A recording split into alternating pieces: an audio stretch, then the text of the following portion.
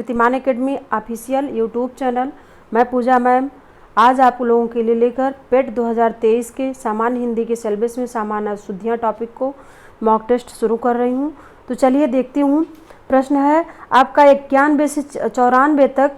इसमें प्रत्येक प्रश्न में 3 वाक्यांश दिए गए हैं। त्रुटि वाले वाक्यांश को चुनें और उनके अनुरूप A, B, C, D पर चिन्ह लगाएं। यदि वाक्य त्रुटिहीन हो तो विकल्प डी चिन्ह पर को चिन्हित करें। तो चलिए प्रश्न आपके सामने है। अपने परिवार एवं प्रियजनों के विषय में। बी है स्वास्थ्य संबंधी कुशल समाचार। सी है शीघ्र भेजने की अनुकंपन करें। डी है कोई त्रुटि नहीं। इसमें से वाक्यों में से बताना कौन सा त्रुटिपूर्ण वाक्य है। तो इसमें विकल्प सी यानी इसमें अनुकंपन के स्थान पर अनुकंपा होनी चाहिए, यानी इसका उत्तर सी होगा। अगला प्रश्न है भारतवर्ष के पर्वतीय क्षेत्र की। बी है सुंदरता सारे विश्व में। सी है सबसे सर्वोत्तम है। डी कोई त्रुटि नहीं। तो इसमें आपको त्रुटिपूर्ण वाक्य पहचानना है। तो इसमें विकल्प सी में त्रुटिपूर्ण है। यहाँ सबसे का प्रयोग निरर्थक है। सर्वोत्तम के अर्थ के साथ सबसे उत्तम होना चाहिए, यानी विकल्प सी इसका उत्तर होगा। अगला प्रश्न आपके सामने है। कई रेलवे के कर्मचारी भी। बी है इस विराट प्रदर्शन में। सी है भाग लेने के लिए पहुँचे। डी है इसमें कोई त्रुटि नहीं है। तो इसमें है ए बा वाला भाग जो है वो त्रुटिपूर्ण है। इसका शुद्ध रूप होगा रेलवे के कई कर्मचारी भी।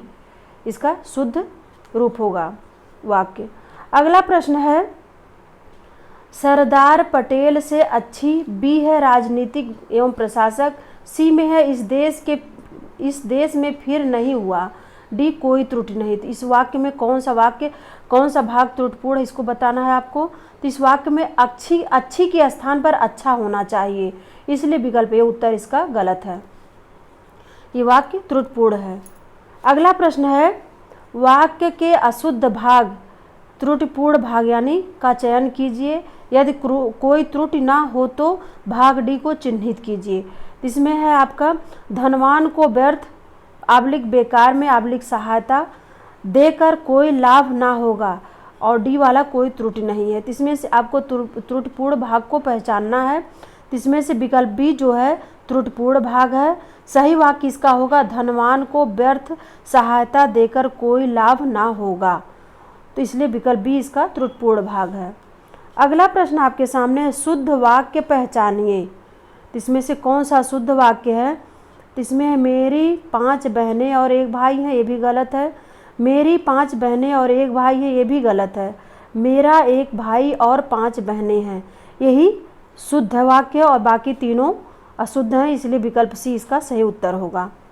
अगला प्रश्न है शुद्ध वाक्य का चयन करें। तो इसमें से कौन सा शुद्ध वाक्य है। ए में है अनेक निरपराध दंड के भागी हुए। बी है इसके एकमात्र 2 कारण हो सकते हैं, ये भी गलत है। माता पिता की शुश्रूषा करनी चाहिए, यानी विकल्प सी उत्तर इसका शुद्ध वाक्य है, इसलिए विकल्प सी इसका उत्तर होगा। अगला प्रश्न है निम्नलिखित में शुद्ध वाक्य कौन सा है।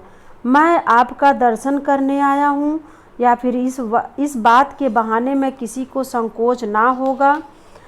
आगे है मैं अपनी बात के स्पष्टीकरण के लिए तैयार हूँ, यानी ये विकल्प सी जो इसका उत्तर है यही वाक्य शुद्ध है, इसलिए विकल्प सी इसका उत्तर होगा। अगला प्रश्न है कान कतरना मुहावरे का अर्थ क्या होगा। तो कान कतरना इस मुहावरे का अर्थ होता है बहुत अधिक चालाक होना, यानी विकल्प सी उत्तर इसका सही होगा। आगे प्रश्न को देखते हैं। प्रश्न संख्या 1 से 18 तो वाक्यों में कुछ में त्रुटियां हैं। त्रुटि वाले वाक्य के जिस भाग में त्रुटि हो उसके अनुरूप अक्षर ए बी सी वाले गोले को काला करें। यदि वाक्य में कोई त्रुटि ना हो तो डी वाले गोले को पूरी तरह काला करें। तो इसमें प्रश्न आपके सामने मुझे रेलगाड़ी में यात्रा करना अच्छी लगती है, या फिर कोई त्रुटि नहीं। तो इसमें से आप सेंटेंस जब सेट करेंगे तो कौन सा भाग इसमें गलत है उसको देखना है। तो इसमें अच्छी लगती है यही सेंटेंस गलत है, यानी विकल्प सी उत्तर होगा। इसकी जगह पे लगता होना चाहिए, यानी अच्छा लगता है। अगला प्रश्न है विद्यालय में जलपान को उत्तम प्रबंध है, कोई त्रुटि नहीं। इसमें से किस वाक्य में अशुद्ध है। इसमें से जलपान को ये त्रुटिपूर्ण है, यानी विकल्प बी जो है त्रुटिपूर्ण है। इसमें शुद्ध होना चाहिए, विद्यालय में जलपान का उत्तम प्रबंध है, यह शुद्ध वाक्य होगा। अगला प्रश्न है, मुझे कल 2 किलो लीची खरीदने हैं, कोई त्रुटि नहीं है। यानी इसमें किस भाग में त्रुटि है? तो इसमें लीची खरीदने हैं, यानी लीची स्त्रीलिंग है, इसलिए खरीदने हैं ये गलत वाक्य है। खरीदने के स्थान पर खरीदनी होना चाहिए, इसलिए विकल्प सी उसका उत्तर होगा। आगे प्रश्न देखते हैं, अपने अपने किताबें बस्ते में डाल लो, कोई त्रुटि नहीं है। इसमें किस वाक्य में अशुद्धि है? तो इसमें अपने अपने किताबें, किताब सब स्त्रीलिंग है थी, इसलिए अपने अपने के स्थान पर अपनी अपनी होना चाहिए, इसलिए विकल्प ए उत्तर इसका सही होगा। अगला प्रश्न आपके सामने है, रामचरितमानस भक्ति काल की सबसे श्रेष्ठतम रचना मानी जाती है, इसमें कोई त्रुटि नहीं है। तो इस चारों विकल्प में जो वाक्य दिए गए हैं सब मिलाने पे सेंटेंस बनेगा। तो इसमें किस भाग में गलती है यानी अशुद्ध है, उसको पहचानना है। तो इसमें है अशुद्ध जो है कि सबसे श्रेष्ठतम, यानी विकल्प बी उत्तर होगा। इसमें शुद्ध होना चाहिए सबसे श्रेष्ठ।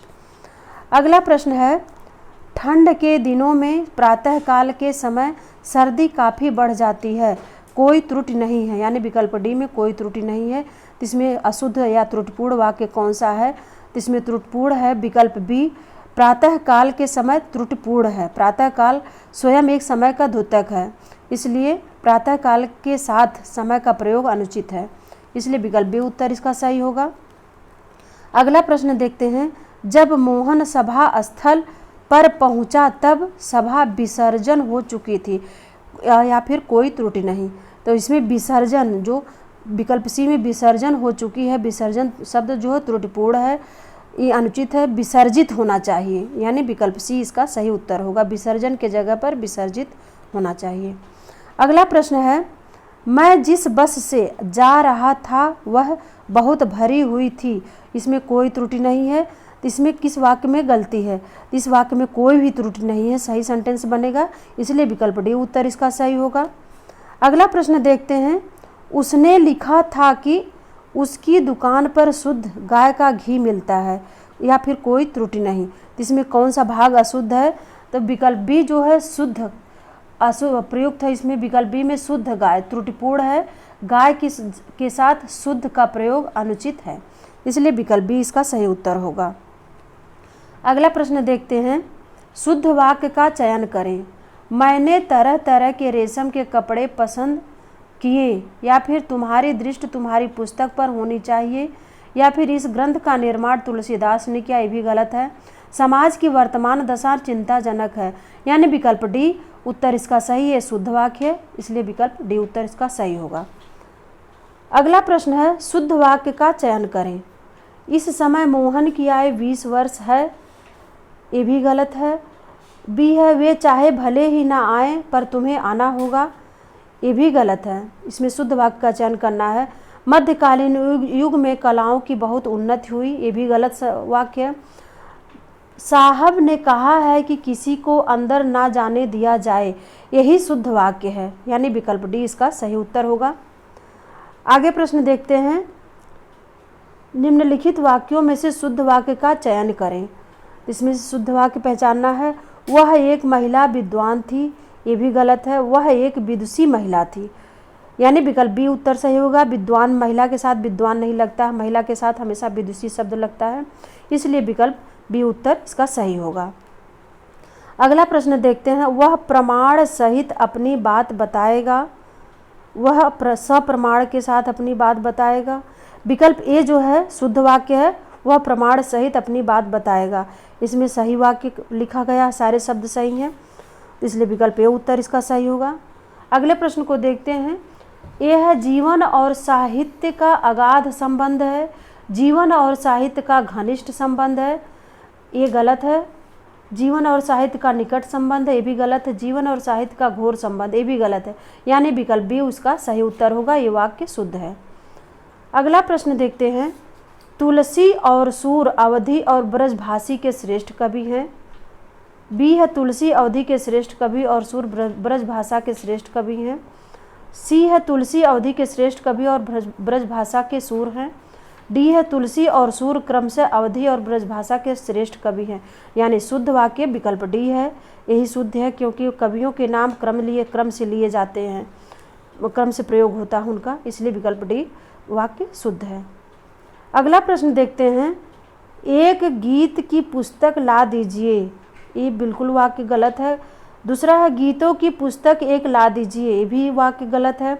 तीसरा है गीतों की एक पुस्तक ला दीजिए, यही वाक्य शुद्ध है, यानी विकल्प सी उत्तर होगा, त्रुटि रहित है, इसलिए विकल्प सी इसका उत्तर है। अगला प्रश्न है, मैं सारी रात जागता रहा, या फिर मैं सारी रात भर जागता रहा, मैं पूरी रात भर जागता रहा, या फिर मैं पूरी रात में जागता रहा। नहीं, विकल्प ए इसका सही है, मैं सारी रात जागता रहा, इसलिए विकल्प बी ए उत्तर इसका सही होगा। अगले प्रश्न को देखते हैं, जब तक मैं नहीं आऊँ तब तक तुम पढ़ते रहना, ये गलत वाक्य है। जब तक मैं नहीं आऊँ तब उस समय तक तुम पढ़ते रहना, ये भी गलत है। जब तक मैं ना आऊँ तब तक तुम पढ़ते रहना, यानी विकल्प सी वाक्य जो है बिल्कुल शुद्ध है, इसलिए विकल्प सी उत्तर इसका सही होगा।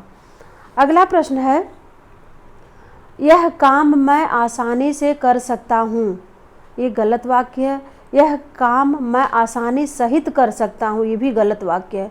यह काम मैं आसानी से कर सकता हूँ, यानी विकल्प सी उत्तर इसका सही वाक्य है, इसलिए उत्तर सी होगा। अगला प्रश्न देखते हैं, निम्नलिखित में से किस शब्द की वर्तनी सही है? पर्याप्त, परीक्षण, मतंतर या याज्ञवल्क। याज्ञवल्क जो है सही शुद्ध वर्तनी है, इसलिए विकल्प डी उत्तर इसका सही होगा। पर्याप्त जो है पर्याप्त होना चाहिए, परीक्षण का परीक्षण होना चाहिए, मतंतर का मतांतर होना चाहिए, इसलिए विकल्प डी उसका उत्तर सही होगा। अगला प्रश्न है, प्रद्युम्न शब्द की शुद्ध वर्तनी कौन सी है? प्रद्युम्न शब्द की शुद्ध वर्तनी होती है प्रद्युम्न, यानी विकल्प ये उत्तर इसका सही है, और दोषपूर्ण सारी वर्तनी है। तो ये था आज का वीडियो। आप लोग तब तक पढ़ते रहिए, स्वस्थ रहिए, तब तक के लिए नमस्कार।